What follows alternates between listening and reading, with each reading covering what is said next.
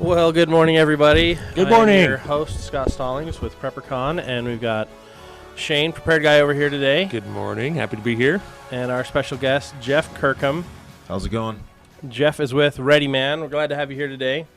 We're going to be having some fun. We're going to talk some winter survival tips and tricks and just all-around good preparedness stuff. So if you guys want to join in the conversation, you can do that by dialing 801-254-5855.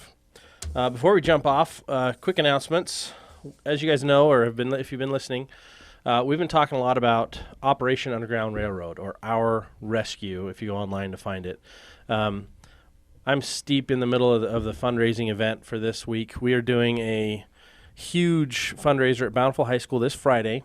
It's at 7 o'clock. It's a free entrance. It is kind of a PG-13 audience that we need to make sure we're maintaining. We're talking about child sex trafficking. Really amazing group. Our Rescue is a local group. Tim Ballard founded it, and they're based out of Draper. What they do is they go and they rescue kids from child sex trafficking. And this event's goal is to raise enough money to pay for one of those jumps. Last year they did a jump here in Utah and rescued quite a number of kids, but they stopped a ring of 8 men that were running this ring of child sex trafficking. This happens in our own backyard. And so what we're trying to do is not just raise money, but raise awareness. So if you can make it, get out there. It's going to be Friday, 7 o'clock. We've got a silent auction going on. All the proceeds, 100%, go to Operation Underground Railroad. We also have a fun run on Saturday put on by Run United, which is their website is rununited.org. And it's $30. But here's the cool thing. If you go sign up during the hour, you're going to be eligible to win one of 4 gift cards. We've got 4 Costco gift cards. The value of the gift card is $25. So anyone that registers during the hour, you've got a shot at those. So basically, it's costing you $5 because you're going to get one of those cards back. And we also have a grand prize, a $30 Larry H. Miller. There we go. A $30 Larry H. Miller gift card. So if you want to go to the movies, get some soda, get some popcorn, it'll probably cost you about $30 for 2 people, but this is going to be a gift card for that. So go to rununited.org, go to Facebook, and go to Our Bountiful Rescue. Get involved, help out, see what you can do. We'll talk about it a little bit before the end of the hour again, but this is just a big shout out and a plug for that. It is the most worthwhile charity event that I can think of. Absolutely. I love it. There's one thing I just wanted to point out. On the silent auction, the prepared guy has an item or 2 up there that you can bid on, and it is an in-home consultation. So if you want to get prepared, if you don't know where to start, depends on where you're at in your situation, you can go ahead and bid on that. It's a pretty good value there, and love to come out to your place, come out to your home, and give you a consultation. Awesome. So let's switch gears a little bit. It is cold outside, not quite as bad as last week. Last week we had those winds, and those were pretty nasty. My wife and I actually we drove up through the canyon, up through Brigham City into Logan, and we saw an accident on the way. We actually witnessed this thing happening. This kid he was going too fast. It was raining. He wrecked. He actually looked like a skateboarder. His car popped up on the rail, the guardrail, in between lanes, and was sliding. And I'm like, rail slide. If he were standing on top of his car, it would have looked really awesome. But we were freaking out. We're like, oh no, what's going to happen to this kid? Did you have your GoPro going? I wish I did. My brother-in-law has one in his car all the time going, so he can tell you exactly what happened. So I'm thinking maybe that's the solution. But we saw the whole thing happen, and we were the first on scene. We're bringing out blankets. I got my medical kit ready to go, but it's pouring rain, and it's cold. It was probably 38 degrees, so it's freezing. Well, close to freezing. And then the next... But cold and wet, that's a bad combination. The worst. And then the next few days, we're having a fun little vacation. Then on the way back, we're coming back from Bear Lake, and we saw 3 cars that had already been in accidents in the river, upside down. Wow. People had already been rescued, but people just aren't being smart enough for winter preparedness, winter survival. So let's talk about that today, because I think it's something that's long overdue. It's always good to be prepared, but it's always smart to double check your stuff, rotate it for the seasons, be prepared for what you're up against. So let's talk about what are people up against. What do they need to prepare for right now? for the for the winter season, and I think for each season, I definitely switch up the gear in my vehicle. Obviously, say for summer, I'll throw in a big a 2.5-3 gallon container of water and just leave it in there all summer long. So the same is holds true for for winter as well. You've got to prepare specifically for winter, and you don't necessarily need to have everything you need in your car for every single season. Right. So one of my biggest things is when you hit winter, always throw in an extra wool blanket. I have one in my car anyways, but I also throw in those little space blankets, the NASA blankets. What are they, Mylar, right? Yep. Mylar blanket. Yep. Mylar blankets. Those are great, but they're limited use. You can only use them a couple times before they typically tear and fall apart. There's some nice ones you can get that are reusable long term. More like a tarp. Yeah, more like a tarp. And so I think those are great things to have in your car. What else should we have, Jeff? I think, probably, it's one of those blinding flashes of the obvious, but a good pair of work gloves. If you've got to dig your car out of a snowbank, or you've got to get out and work with your hands because you've done X, Y, and Z, even changing a tire, preserving the warmth in your hands and the dexterity in your hands, really a big deal there. We really saw that. We about a year ago we did the Readyman challenge. We were out hunting elk, and we had side by sides, and we were constantly getting those things stuck. We were up in the high Uintas. Oh, fun! And I always, when I go out, I've got a pair of work gloves that are nice leather work gloves, and then I've got a pair of warm gloves. And so being able to switch back and forth was a big game changer. You're talking almost zero weight difference, but it preserved my hands where, breaking sticks and changing tires and all that stuff. So probably first and foremost, I'd say, well, I wouldn't say first and foremost, but a definite must High have. on the list. High on the list would be a good pair of work gloves. So a pair of gloves for the wet snow, because you don't want to use your leather gloves in the wet snow because they'll just get wet and make your hands even colder, right? Well, but if you're working, changing a tire, or you've got to dig out of the snow, you or need something. the dexterity of the leather gloves. And you need the toughness, or else because if you've got a nice pair of Gore-Tex gloves, you'll just tear them to shreds. Right, and I guess what I'm saying is you can switch back and forth. So if you're working in the snow, you got your gloves that can handle that are waterproof, or at least somewhat waterproof, and then your leather gloves for your changing tires and absolutely. And then probably the second thing that I'd recommend is those little heat warmer tabs, the ones that just activate their hand warmers. You can buy a gazillion of them at Costco for $5 or whatever. I'll tell you what, I'm a big believer in those things. They work exceptionally well, and especially for keeping your hands and feet. And current research has shown if you keep your hands and feet warm, your hands and your feet work like radiators on your body. I agree. And so if you keep your hands and feet warm, you keep the psychological levels up of comfort, as well as you're providing heat for the rest of your body as well. So let's talk about that for a second. I think maybe the old school train of thought was, okay, I'm going to wear a vest. I'm going to insulate my core. I'm going to keep my core warm. Whereas I've always felt, okay, if I keep my extremities warm, like you say, you're when you're overly hot, your hands and your feet and your head, you lose heat that way. You cool yourself down that way. Sure. And I guess the opposite is true as well. If you want to keep your core warm, you keep your extremities warm.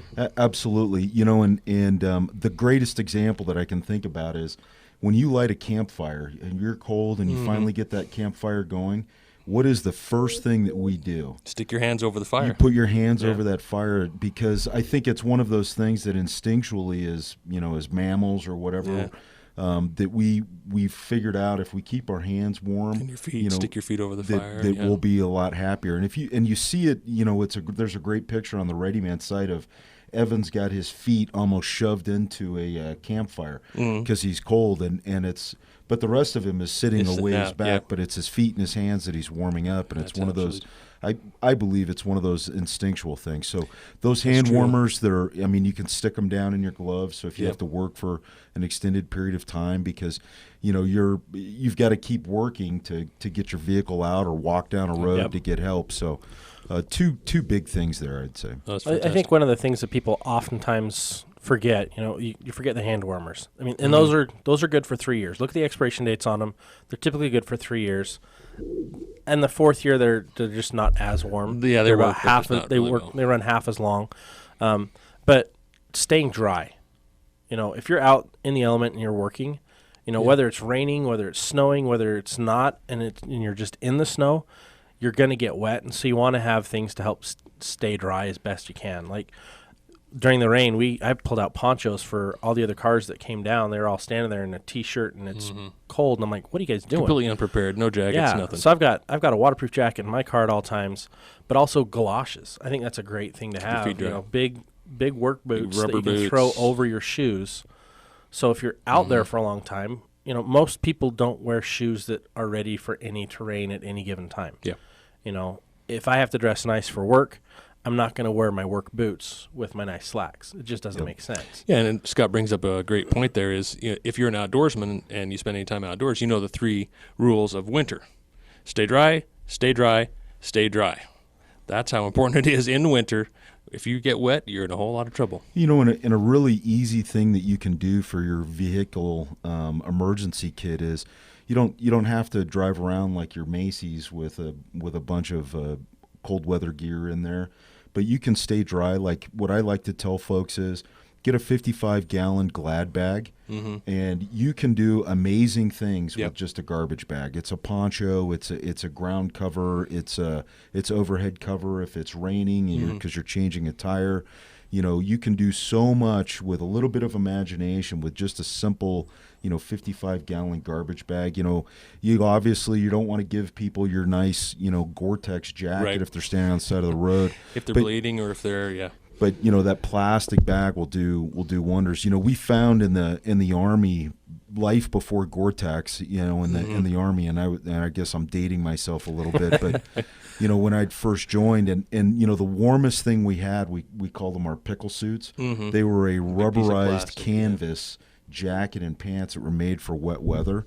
But when it was cold and sleeting and rainy outside, you couldn't peel guys out of them because it was literally the only thing you had that would keep you warm. And it was just simple rubber jacket and pants.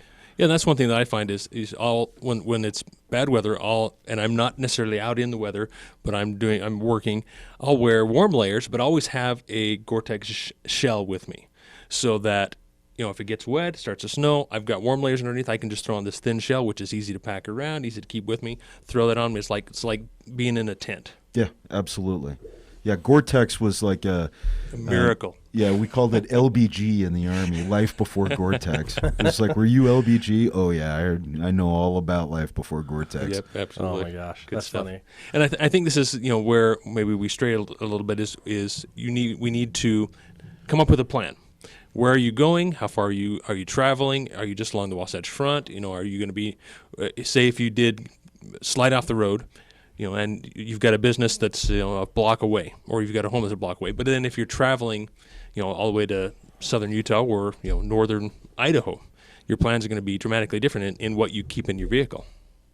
Absolutely. Like you think of the fun song, Over the River and Through the Woods. To grandmother's house we go. They didn't have an accident. They didn't have a problem to deal with, but we all will. I mean, that's just the law of inevitability. We will have some type of challenge that we're going to be facing. And it's whether we're traveling or we're at home. I mean, some of the other things to think about are, the things that I faced last year and the year before is we had some ice storms that kind of came, popped out power in Murray. Okay, no power for a day and a half. Bountiful 2 years ago had no power for like 3 days. What is your backup plan for those? And we're coming up on a break here, but think about those things. Think about, what can I do to be better prepared for just about anything in general, but primarily let's talk winter. So if you want to join in the conversation, the phone number is 801-254-5855. You can also find us on Facebook at K-Talk Utah and Twitter, KTKK, and also at K-Talk Radio. We're excited to be here. This is something that we're all really passionate about. Join in the conversation, help us out, let us know what questions you have, and we'll be right back. Hey guys, welcome back. We're here with Readyman today, and we're talking about winter survival. I actually had a question that just came in through social media. What should moms be doing when they're traveling in cold weather, whether it's a short distance or long distance? That's a question that just came in. Jeff, you got kids. You're married. What do you do with your wife? What does she do to be better prepared?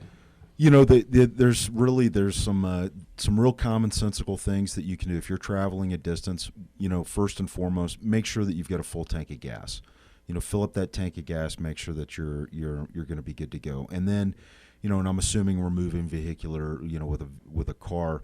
You know, the second thing you want to make sure is that you've got tires that are up to snuff. Now, not everybody can spend, you know, a lot of money on, you know, state-of-the-art Blizzaks, but make sure that your tires are up to snuff. If you're driving around on bald tires with wires showing through, you know, as soon as the first frost hits, it's probably a good time to run down to Discount Tire. And because some tread is better than no tread. Racing slicks are not racing on icy roads. You'll go right off the road. And then I think, you know, before you even leave, know where that you can tie into your vehicle to have it pulled out of a ditch. So if a Good Samaritan stops by, trying to figure out where you can tie in a rope or a chain or something so that you can get pulled out of the ditch. Because when you're cold, you don't care. When your kids are crying and you just want them to be happy, you don't care. And so, but what you don't want to do is pulling the front bumper off your minivan. You're not helping anybody. So I've actually been in that situation, and it wasn't even in a ditch. I had a friend that broke down. This is when I was in college. Friend broke down. I had a truck, but it wasn't a real truck. It was one of those little tiny. It was a Datsun truck. It was 4-wheel drive. It was rusty. It was horrible. But one of my friends was like, "Hey, can you help me out? Our car died." And I'm like, "Sure." And so I brought a tow strap. I'm like, "Where do I strap it?" And they're like, "Oh, this hook here." So I hooked it to the hook that they said, "Oh yeah, this is where you hook it." And I just ripped all these wires, you know, a few pipes from the underneath their car. And I'm like, I don't think that was a hook for towing. And they're like, what do you mean? I'm like, I think I just ripped something off your car. And it cost them another $1,000 to repair their car because that wasn't an appropriate thing to be connected and in to. many cases, like with modern vehicles, you do some kind of damage like that. Now you can't drive it. So now you've gone from a bad situation to a worse situation. So take the few minutes and understand and say, hey, I can tie in right here, here, here, and here to get my vehicle out of a ditch. Yeah, and Jeff brings up some really good points. Is I guess first of all, tires. You don't have to have, like you say, the expensive Blizzaks. They're fantastic if you can afford them. Great, but I see a lot of people that have those kinds of tires and they drive excessively fast. So you have to drive according to the conditions. But also, if you have a good set of all all-terrains that have a lot of sipes that have, like you say, good tread, and you drive accordingly, those tires are going to do you just fine. Sure, and it's you know, I know Tim O'Neill fairly well. He was a North American rally driving champion. And the guy could drive so fast on snowy roads that you thought he was going to go back in time at some point.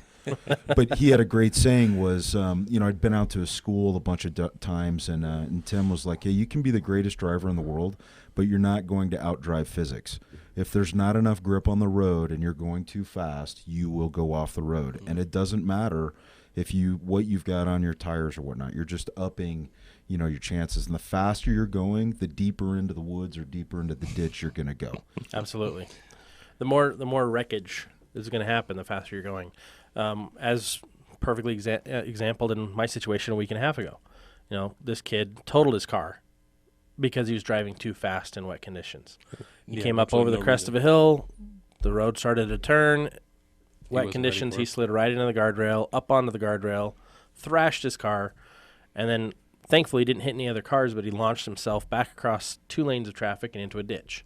Yeah, and I guess another thing that Jeff was bringing up is another great point is not only know your tow points, have a strap with you. Have a strap with you. And not a chain, but a strap. These straps are meant to stretch. They're meant to be yanked on, and they're meant for vehicle recovery. So awesome. Yeah, they're called Kinetic Straps. So what you do is the strap actually stretches and acts like a rubber band. It bounces the car. So it protects both vehicles, and then what happens is once it gets stretched, then it pulls back in. Yeah, absolutely. Awesome. And we actually have a caller. Let's go ahead and take that caller. Hey, you're on air with K-Talk.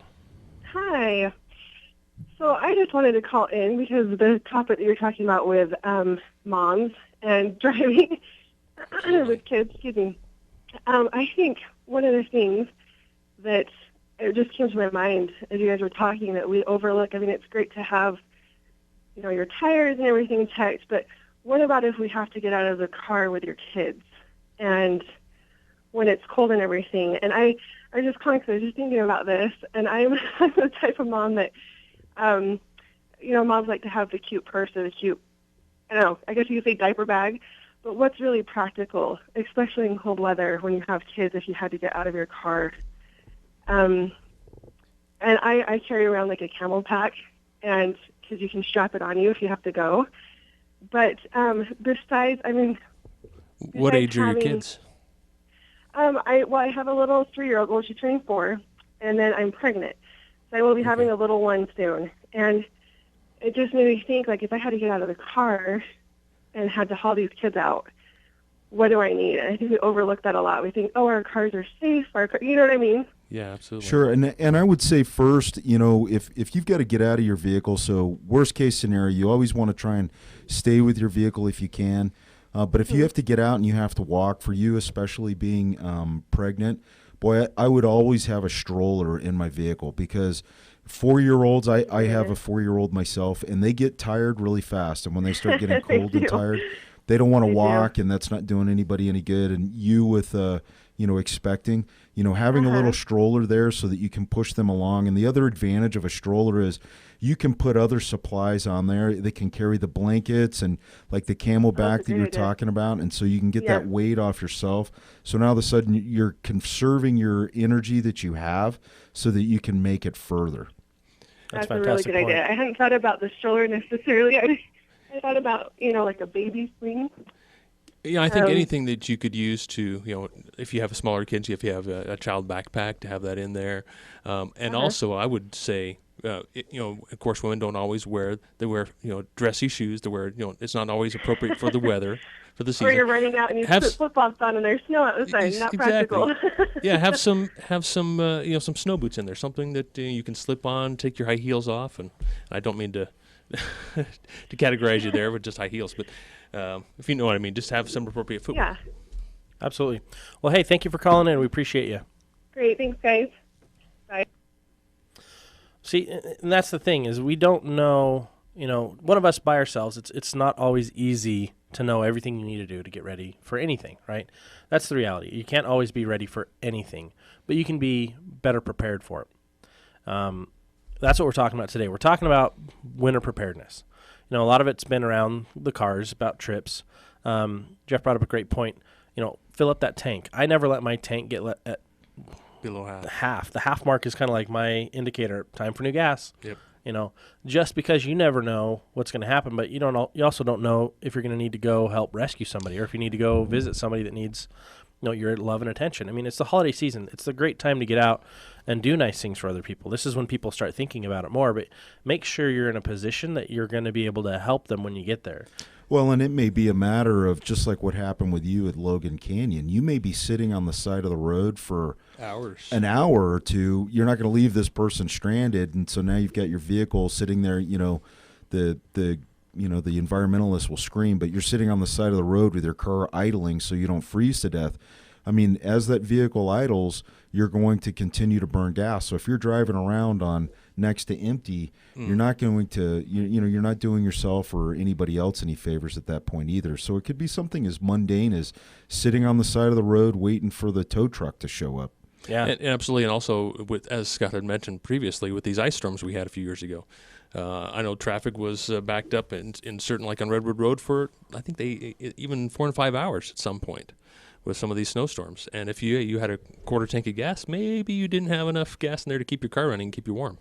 Well, think about that storm that we had, that freak storm that we had, I think it was 2 years ago. It wasn't here in Utah. It was down south. Was it 2 years ago where people were stranded on the roads because it just hit this winter storm in the south? Mm-hmm. It was either 2 or 3 years ago. But they were running their cars so long that the car would die because it was out of gas. And that only took them an hour or two. Now you're a roadblock. And then people were walking to... I remember one guy opened his Chick-fil-A back up because people couldn't get home and just invited everybody in there to stay warm. Those types of situations, you never know when they're going to hit. They expected a little bit of rain. And then what they got was a blizzard for them. We try to prepare for whatever we know or whatever we expect, maybe based on what we hear on the weather, but the weather's not 100% accurate. The forecast is always a best guess, a best estimate based on what they see. but we don't always see what's going to actually happen. And so when you're at home too, let's talk about homes. When you're at home, it's always good to have backup heating solutions. Or if you don't have a backup heating solution, have a plan. I was reading this article the other day about how valuable it is to just set up a tent inside of your home and get everybody in the tent, because it'll hold that heat so much better. Right. Say if you lose power, you lose your heat. That's a fantastic way. I know that's something that we use in caving. When you're in a large cave and you're in a couple miles and it's on the cold side, you've got a tent in there, and it's a lot easier to heat a small tent than it is your entire house. Absolutely. Get something to kind of reflect that heat back in and preserve it. Yeah, absolutely. So what are some other good examples of winter survival that you guys have faced in your lives? And callers, feel free to join in and kind of share your experiences. I've done winter campouts galore through scouting, and I think in Utah we've got a lot of people that have done scouting. They call them the polar bear challenges and the Klondike campouts, and we talk about you can build a snow cave, or you can do a ton of different things. But I think for me it always came back to staying dry. And a lot of times when you get wet, whether you're at home or whether you're out, you're miserable. If you don't have a change of socks, a change of shoes. Most scouts don't stay dry. Yeah, Scouts don't stay dry. Scouts never stay dry, and they never follow the rules with fire or their knives or staying dry. Those are the three fundamentals of being a if you're scoutmaster. not well it's real easy to say, hey, we're going to go out and dig a snow cave. And there was a great Bear Grylls show where he builds a snow cave, and he climbs in there, and there's a lot of art to building a snow cave. You can build it wrong and still sleep cold. You build it wrong, and when Bear Grylls came out, and you figure everything that guy had been through, just in the name of entertainment. And he came out and he's looked at the camera and he said, I do believe that was my absolute worst night's sleep I've ever had in my life. I think I saw that one. The cold stuff. I was in the cold weather battalion up in when I was on active duty in Special Forces, and it was just one of those. And on top of that, I was on a dive team. Oh man! So it was like wet and cold was just a fact of life, and it was. You quickly learn what works and what doesn't work. That was a long time ago. There's fantastic stuff out now versus the gear in particular. The gear back in those days. But staying warm and dry is paramount. And if you can't stay dry, try to stay warm. Absolutely. So when you're at home, what are some things winter-wise that we can take care of better to be better prepared for, say we get a freak blizzard? What are some backup things that you could do to be better prepared? I mean, if the power goes out, your fridge and freezer are no longer working, what do you guys recommend doing? Well, I think your fridge and freezer would still be working. Your fridge might be a little bit colder than you want it, but yeah, you always put your food outside, right? Put your food outside. But what I think in that particular way is, I've got the garage, and that ends up becoming my fridge or my freezer, right? And also, I think more of, and I don't necessarily think of, what am I going to do with my fridge if the power goes out in winter? That's not as big a concern as, how am I going to heat the house? And so I think, I had mentioned previously is we've got a gas fireplace, but it does require some electricity to run the fan and so forth, but it would still work. So that's, an alternative for us to heat the house. We also have kerosene heaters as well. So kerosene is relatively safe to store, and it's meant for indoor heating, so the CO2 that comes off is minimal. You still need to provide some ventilation, but that's my personal backup plan, as well as some propane heat as well. We found, like Korea is, I lived in Korea for a time, and we found we'd heard kind of everybody, because the heating, we weren't staying in the best places, and we would end up putting everybody in one room, one of the smaller rooms that had the most insulation. And you quickly figure out it's like trying to figure that out right now when you're not cold is pretty almost impossible. But if you walk around your house when it starts getting cold, you quickly figure out, hey, this room's staying warmer than the rest of the other rooms are. And it may be upstairs, it may be downstairs, and some scientists will tell you, one thing or the other. But the reality is you just got to figure out which room that is as it's getting cold. And then you put everybody in that room, because your body heat, you've got everybody in there that's close to 100 degrees, 98 point whatever, and that are heating that room as well. And so now, just like the 10 idea that you had before, now everybody's staying in that room, and then keep the door closed so that you can preserve as much heat as you can. You can put the towels and whatnot underneath the door, and then you can bring all the blankets in there so that it makes it nice little comfy area. Family sleepover. Family sleepover. But then those blankets, in addition to keeping you warm, they're also insulating the room as well. So keep the window blinds down, because that's going to help reflect the heat. If you can throw some stuff up in the windows to help reflect the heat back in there, all of that stuff is going to help tremendously for preserving that heat that you have. One thing I always find is a nice cold morning, lean against the sliding glass door window, and you can feel that heat radiating off of there. So maybe your kitchen is a good place as well that gets a lot of sunlight. And that's another thing that folks can do. You always have to be cognizant of, depending on what kind of stove you have, but you always have to be cognizant of the CO2. But you can turn your stove on too. Now, like the fire marshal will probably scream for that advice. But if you're boiling water or whatnot, or you're cooking something, you can open up that door so that you're now continuing to heat your. And if you have a gas oven. We're running into a break. We'll be right back, and we've got a caller on the line we'll bring on as soon as we get back. Thank you. Hey, everybody, we're coming back in. Hey, thanks for being here for PrepperCon Radio. Again, today we've got Jeff from Readyman. And Jeff, tell us about your website real quick. So Readyman is readyman.com, and it's spelt just the way that it sounds, readyman.com. And it's a membership-based internet site where we provide online training. We do live trainings as well, but we do online training for survival skills, and we cover the gambit, everything from do-it-yourself stuff to emergency preparedness to survival skills to firearms. Pretty much nothing's off the table with us. And then we also provide a bunch of free content as well out there to members as well. So that's Readyman. It's a good time, and we make the videos entertaining as well as instructional, so awesome. People's eyes aren't rolling in the back of their head. Well, we appreciate you guys. We got a caller. Let's go ahead and take this call. Hey, caller, you're on air. What can we do for you? I was just wondering if kerosene had a shelf life. Oh, that's a great question. I don't know how to answer that exactly. I think this shelf life that I've noticed on kerosene depends on where you store it, what temperature you store it, because basically it will evaporate through the plastic, through the cap, if it's in a warmer temperature. Will it still be good if there's... I'm sorry? Will it still be good if there's some in the container? It will, absolutely. It will still burn. It's kind of like, it's not like gasoline where it loses BTUs, I guess you could say. So it's meant for longer-term storage. But that's a great question. I need to do a little more research on that myself. So you don't have to put a stabilizer in it? No, you do not. Oh, that's great. So, yeah, you can get that in smaller gallon sizes, 5-gallon, and 55-gallon drums. And, I mean, you still need to be careful with how you store it. But it is much more stable and safer to store than gasoline and other fuels. Although propane is probably going to be the best fuel to store for shelf life as well as safety. Even if the kerosene is out in the garage and it freezes or something? Oh, yeah, it's still a liquid. It's still flammable. You still need to be careful with it. You can still use... Okay, that's great. Thank you. Great question. Awesome. Thank you for calling. We had another caller that dropped off. If you want to call back in, we'd love to take your question as well. We're here. The phone number here is 801-254-5855. This is PrepperCon Radio on AM 630.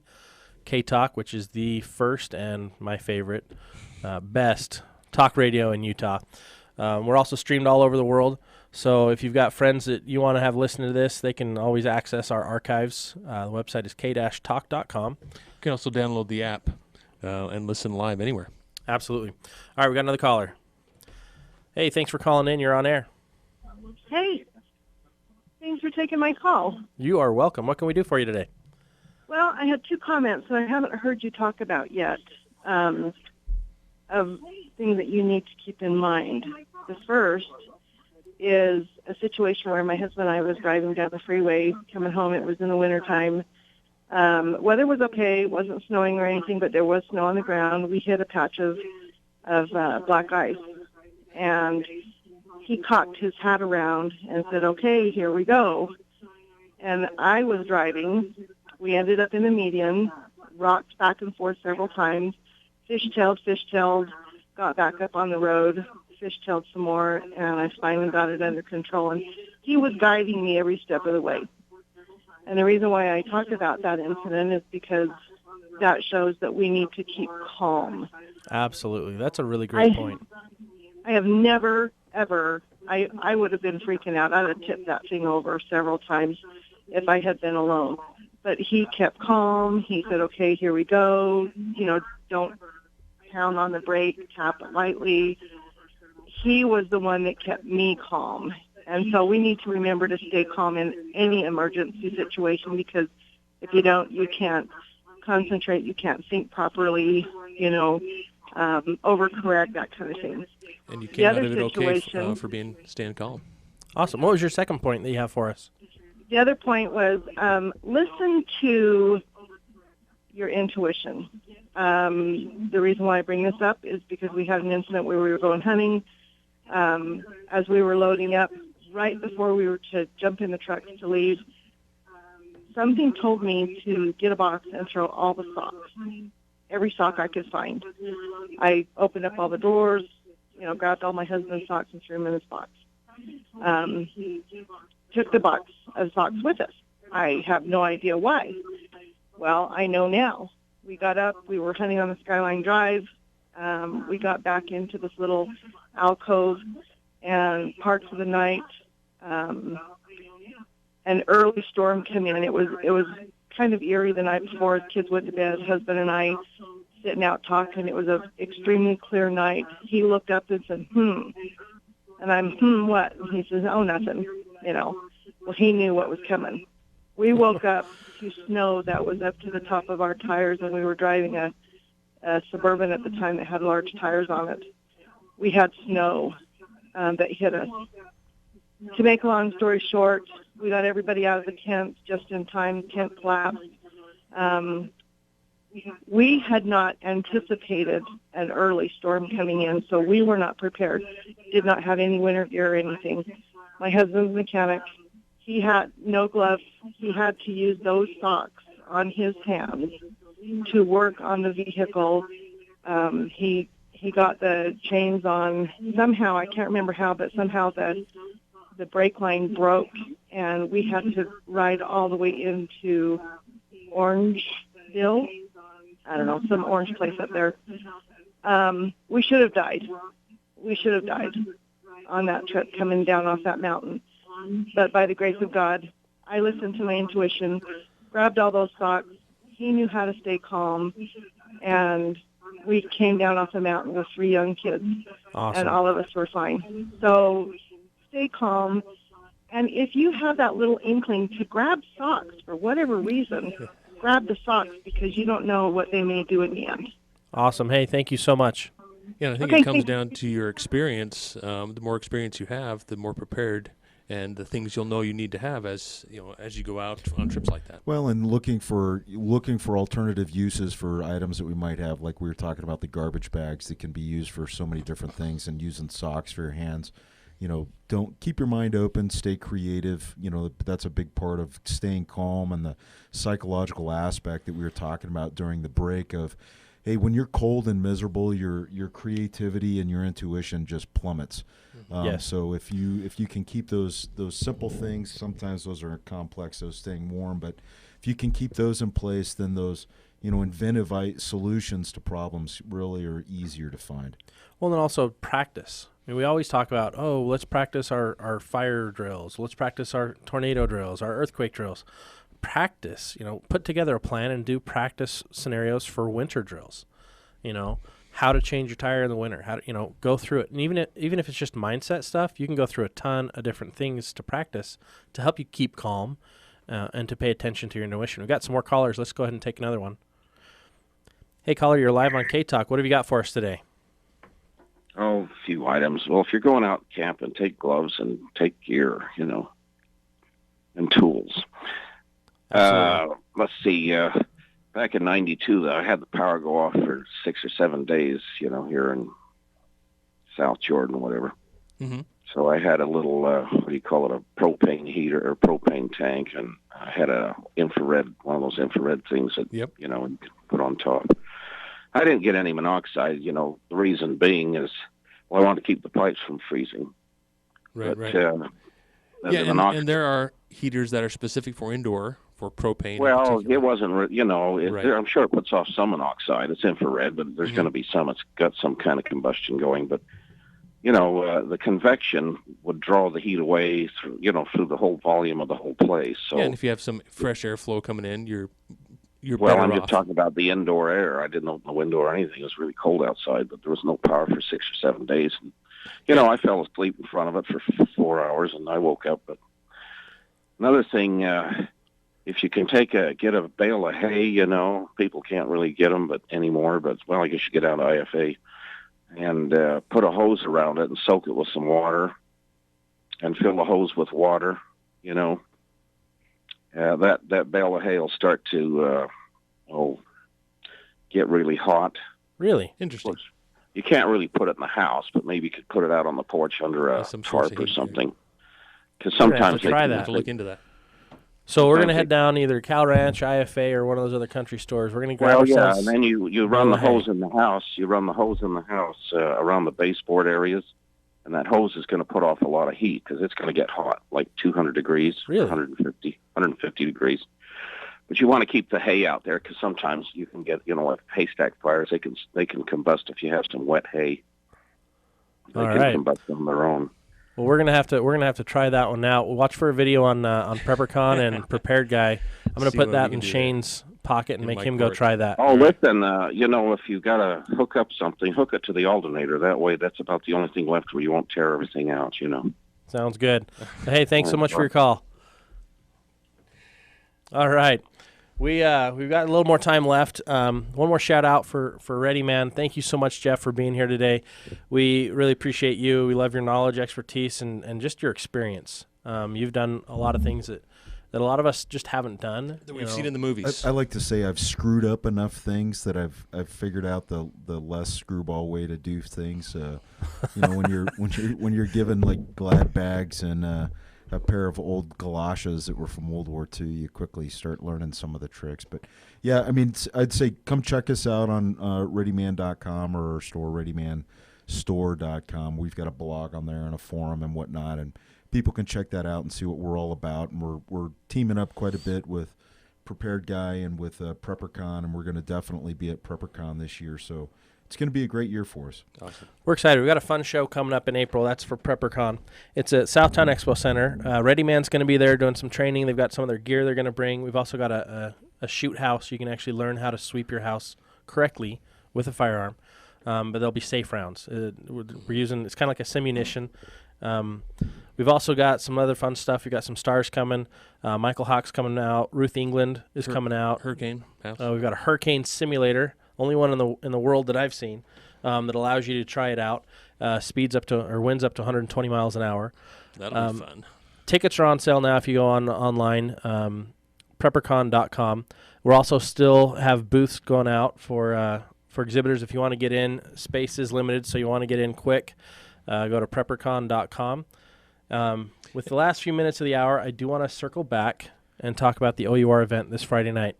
If you can make it, if you have anything in your heart that says kids need to be safe and protected, come to Bountiful High School at 7 o'clock. Be there at 7 o'clock. We've got some amazing things coming up that's going to help rescue kids from child sex trafficking. That's all the time we have today. Thanks for being here. Thanks for listening in. Thanks for coming, Jeff. Hey, Great to have thanks you for again. having me.